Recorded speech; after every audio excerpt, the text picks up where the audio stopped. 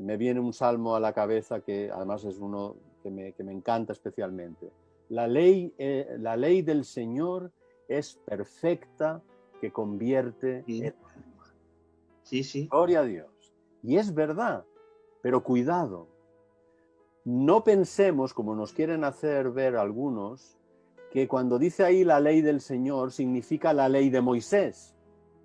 No, no. La Torá tiene muchos significados. Como recientemente estaba en una charla con otro grupo y demás, y pudimos ver que hasta 8 significados distintos.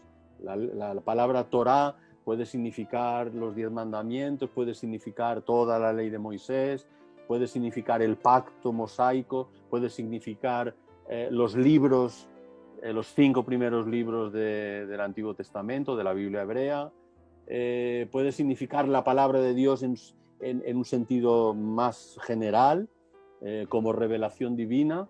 Por lo tanto, efectivamente, la ley del Señor es perfecta, que convierte el alma.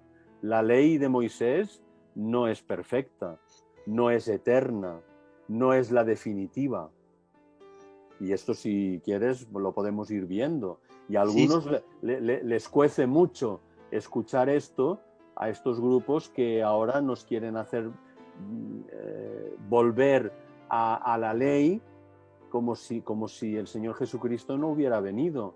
Y lo que es peor, como si no hubiera dado su vida en la cruz por nosotros, pecadores que no podíamos salvar. Esos mismos que dicen, es que Pablo utiliza la palabra ley de muchas maneras, son los que no reconocen que la Torá se utiliza de muchas maneras distintas y que ellos siempre quieren utilizar en el sentido de la ley de Moisés. Por lo tanto, no.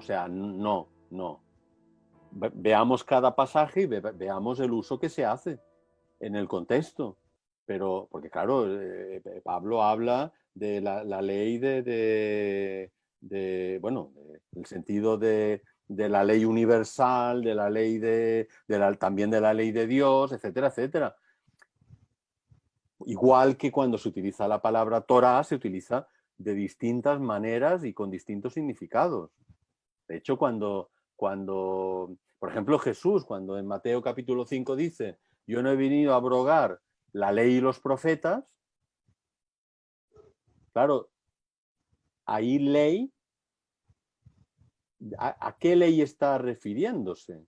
Porque claro, cuando se utiliza en el Nuevo Testamento el término la ley y los profetas, generalmente lo que se está refiriendo es al conjunto de la Escritura, no a la Torá en el sentido de la ley de Moisés, por ejemplo.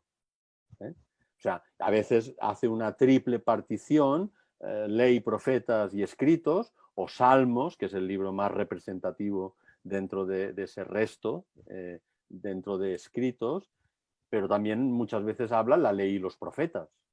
Entonces, quiero decir, tenemos que ver de qué está hablando. No solo de qué está hablando, sino también a quién está hablando. Porque muchas veces perdemos de vista que el Señor Jesús no predicó a gentiles, predicó al pueblo de Israel.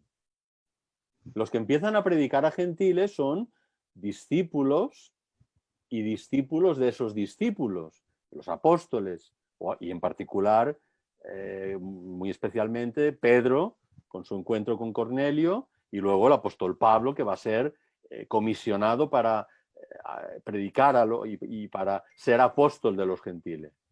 Pero entonces, todas estas cosas tenemos que verlas en su contexto. ¿A quién les está hablando? ¿De qué les está hablando? Y eso, si tomamos versículos y empezamos a ponerlos todos, equiparándolos a un mismo nivel, le podemos hacer decir a la Biblia cualquier cosa que nosotros queramos. Ese es el gran problema. Por eso yo en el libro, a Jacob Amé, empiezo hablando de interpretación. Sí, Para que sentemos unas bases de lo que sí se puede hacer y de lo que no se debe hacer. Y